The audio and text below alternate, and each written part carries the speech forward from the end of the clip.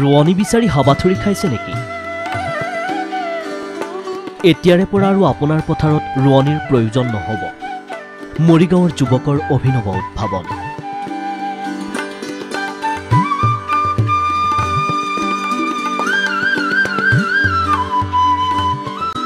যুৱকজনে ঘৰতে সাজি উলিয়াইছে কঠীয়া ৰোপণ কৰা যন্ত্ৰ।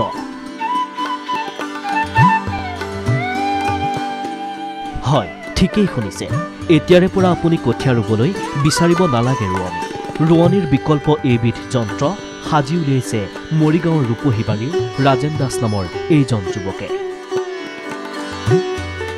মাত্ৰ 10ম শ্ৰেণীলৈকে পঢ়া এই যুৱকজনে কাঠ আৰু লোৰে ঘৰতে নিৰ্মাণ কৰি উলিয়াইছে এই যন্ত্ৰটো।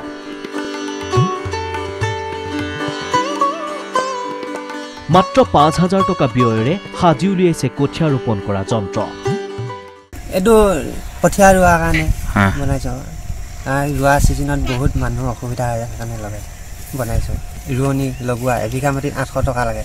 এইখন হ'লে তেতিয়া এটা মানুহে দিনটোত 2 বিঘা লগাব পাৰিব। কিমান খৰচ হৈছে? এইটো 5,000 টকা খৰচ হৈছে। প্ৰথম অৱস্থাত যন্ত্ৰটো বাঁহেৰে নিৰ্মাণ কৰি উলিয়াইছিল যদিও এবাৰ ব্যৱহাৰৰ পিছত দ্বিতীয়বাৰৰ বাবে অনুপযোগী হৈ পৰাত ৰাজেন দাসে এইবাৰ কাঠ আৰু লোৰে সাজি উলিয়ালে খেতিপথাৰত খুবেই প্ৰয়োজনীয় এই যন্ত্ৰটো। লোহাৰ বনালে ভাল হ'ব। এতিয়া ক'ৰবাত যদি মিচ মাৰি গৈছে বাঁহৰ কাৰণে কাঠৰ কাৰণে তেতিয়া মিচ নামাৰে, বস্তুটো পুৰা লগাই যাব। এতিয়া নটবিলাক যিমানে টাইট নহয়, শিমলু কাঠৰে বনোৱা, কাঠটো ভাল নহয়। ইতিমধ্যে যন্ত্ৰটো পৰীক্ষামূলকভাৱে ব্যৱহাৰ কৰি সফলতাও লাভ কৰিছে যুৱকজনে। ৰাজেন দাসে নিৰ্মাণ কৰা এই যন্ত্ৰটোৱে এতিয়া দৃষ্টি কাঢ়িছে সকলোৰে। কিন্তু চৰকাৰে এই সঁজুলিটো উচ্চ মানদণ্ড কৰাৰ ক্ষেত্ৰত সহায় কৰাৰ প্ৰতিশ্ৰুতি দিছিল যদিও আজিলৈকে গ্ৰহণ নকৰিলে কোনো ব্যৱস্থা। কৃষি বিভাগে এয়া অধিৱেশনত প্ৰদৰ্শনীৰ কাৰণে লৈ গৈছিলে, তাৰপৰা কৃষি বিভাগেও খবৰ লোৱা নাই।